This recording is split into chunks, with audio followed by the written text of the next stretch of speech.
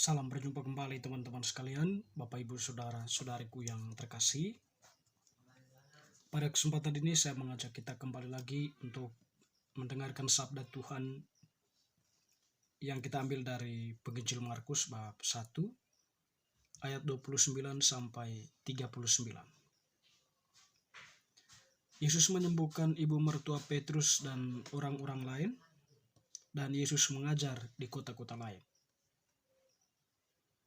Sekeluarnya dari rumah ibadat itu, Yesus dengan Yakobus dan Yohanes pergi ke rumah Simon dan Andreas. Ibu mertua Simon terbaring karena sakit demam. Mereka segera memberitahukan keadaannya kepada Yesus. Ia pergi ke tempat perempuan itu dan sambil memegang tangannya, ia membangunkan dia. Lalu lenyaplah demamnya. Kemudian perempuan itu melayani mereka. Menjelang malam, sesudah matahari terbenam, dibawalah kepada Yesus semua orang yang menderita sakit dan yang kerasukan setan. Maka berkerumunlah seluruh penduduk kota itu di depan pintu. Ia menyembuhkan banyak orang yang menderita bermacam-macam penyakit dan mengusir banyak setan. Ia tidak memperbolehkan setan-setan itu berbicara, sebab mereka mengenal Dia. Pagi-pagi benar waktu itu, waktu hari masih gelap, ia bangun dan pergi keluar. Ia pergi ke tempat yang sunyi dan berdoa di sana. Tetapi Simon dan kawan-kawannya menyusul dia. Waktu menemukan dia, mereka berkata, "Semua orang mencari engkau." Jawabnya, "Marilah kita pergi ke tempat lain, ke kota-kota yang berdekatan, supaya di sana juga aku memberitakan Injil, karena untuk itu aku telah datang." Lalu pergilah ia ke seluruh Galilea dan memberitakan Injil dalam rumah-rumah ibadat mereka dan mengusir setan-setan. Demikianlah sabda Tuhan, terpujilah Kristus. Teman-teman, saudara-saudari yang terkasih, bacaan penginjil Markus yang kita dengarkan tadi menampilkan kepada kita tindakan Yesus atau keberadaan Yesus. Yang pertama, Yesus mengajar di rumah ibadat Itu tadi ada indikasi di situ setelah keluar dari rumah ibadat.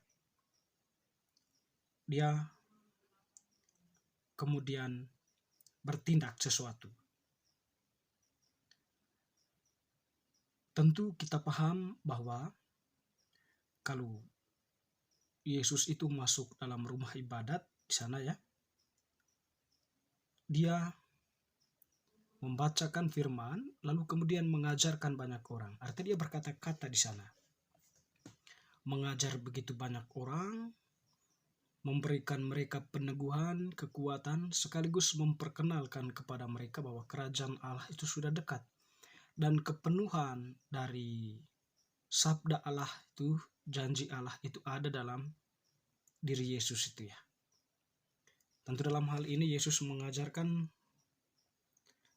kepada para pendengarnya tentang Allah yang senantiasa menyertai, Allah yang ada bersama mereka, Allah yang tak pernah melupakan janjinya, Allah yang setia. Sekiranya di situ gambaran besar Yesus hadir di sana, sekalian kita mendengar dalam bacaan-bacaan atau dalam kesempatan-kesempatan lain Yesus bagaimana dia di dalam rumah ibadat itu mengajar. Roh Tuhan ada padaku itu menggenapi nubuat Yesaya dan ada dalam diri Yesus yang saat itu sedang hadir. Lalu kemudian teman-teman, kita tahu bahwa dalam bacaan tadi telah keluar dari dari rumah ibadat, dia pergi ke rumah Simon dan Andreas, sebab ibu mertua Simon itu sedang sakit. Dan apa yang dilakukan Yesus di sana? Dia juga mewartakan kerajaan Allah, tetapi dalam tindakannya. Dia menghadirkan Allah di situ dengan cara menyembuhkan mertua Simon tadi dengan memegang lengannya saja. Lalu perempuan itu pun bangun dan melayani mereka. Dikatakan tadi di situ ia sambil memegang tangannya, ia membangunkan dia. Lalu lenyaplah demamnya. Tidak hanya ibu mertua Simon, Yesus juga bertindak ya, menghadirkan Allah di situ dengan menyembuhkan begitu banyak orang yang datang, dan sekaligus kuasa Allah di sana berkarya. Dia mengusir setan-setan dari orang-orang yang mengalami kerasukan roh jahat itu. Dan kata-katanya juga menyuruh para setan itu untuk diam. Artinya sih bahwa kata-kata Yesus tidak hanya melenyapkan penyakit, tetapi juga mampu berkuasa atas setan atau roh jahat yang menaungi atau yang merasuki orang-orang pada waktu itu. Jadi dikatakan tadi ia tidak memperbolehkan setan-setan itu berbicara sebab mereka mengenal dia. Artinya setan-setan itu mengenal Yesus ya sebagai Mesias. Bagaimana kita mendengar dalam bacaan sebelumnya ya, bacaan kemarin gitu ya, di mana ada komentar dari setan. Kami tahu bahwa engkau yang kudus dari Allah. Artinya tadi kalau setan-setan itu tetap berbicara, artinya dia memberikan provokasi ya pada banyak orang, yang kemudian nanti kalau orang banyak itu mempercaya setan itu, artinya mereka kemudian menyanjung Yesus dan kehilanglah arah dari misi Yesus sendiri ya, yaitu menyelamatkan banyak orang ya, karena disanjung-sanjung oleh dunia. Yesus itulah kemudian Yesus pertama-tama menyuruh setan-setan itu dulu untuk diam ya. Artinya bahwa ketika kerajaan Allah itu berkuasa datang, setan-setan itu tak berkutik di hadapan Yesus, tidak bisa lagi berbuat banyak hal ya. Bahkan mereka pun menuruti apa yang dikatakan oleh Yesus. Teman-teman saudara-saudari, yang menarik dari bacaan ini juga bahwa selain Yesus bertindak, mengajar, lalu kemudian bertindak, dia juga tak pernah lupa berdoa.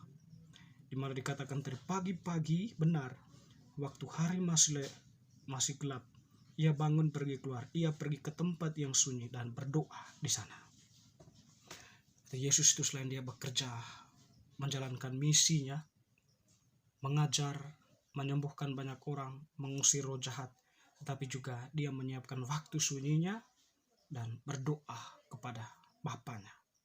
Tentu di sini Yesus terus membangun kontak dengan Bapanya. Ya, tentu mungkin dalam hal itu ya meminta peneguhan, kekuatan dalam menjalankan tugas perutusannya ya. Yesus sebagai manusia sejati di situ, dia tunjukkan bagaimana kerja itu sesuatu yang mulia, tetapi juga kerja harus tidak terlepas dari doa, sebab berkat Allah, rahmat Allah itu senantiasa mengalir ketika dua hal itu berjalan bersama, berdoa dan bekerja. Teman-teman saudara-saudari yang terkasih, Yesus tidak hanya terfokus pada satu tempat. Ketika murid-murid mencari dia, lalu menyampaikan informasi kepada Yesus bahwa banyak orang yang mencari dia untuk menyembuhkan orang sakit, Yesus mengatakan bahwa kita harus pergi juga ke tempat lain. Mari kita pergi ke tempat lain, ke kota-kota yang berdekatan, supaya di sana juga aku memberitakan Injil. Karena untuk itu aku telah datang. Tidak fokus pada satu tempat, tapi Yesus berpindah-pindah karena memang begitu banyak orang yang membutuhkan kehadirannya. Atau Yesus itu mau mewartakan Allah itu kepada semua orang, tidak hanya terfokus pada satu tempat, tapi ke tempat-tempat lain pun ia jumpai, ia injak, atau ia hadir di sana. Teman-teman saudara-saudari yang terkasih, kita sebagai umat yang beriman, kita senantiasa percaya bahwa setelah Tuhan kita, dia telah mengajarkan banyak hal kepada kita melalui gerejanya saat ini, dan juga tentunya mujizat-mujizat itu senantiasa tetap terjadi dalam kehidupan kita, meskipun melalui pengalaman-pengalaman kecil dalam hidup kita. Tapi kalau kita sungguh-sungguh menyiapkan waktu yang sunyi dan berdoa, kita akan merasakan kehadiran Allah itu. Meskipun kita tahu ya, ada banyak tantangan dan persoalan dalam hidup kita, tetapi itu semua ketika kita mengandalkan Allah, menghadirkan Allah dalam pergolakan hidup kita, setidaknya kita tetap berada dalam ketenangan jiwa.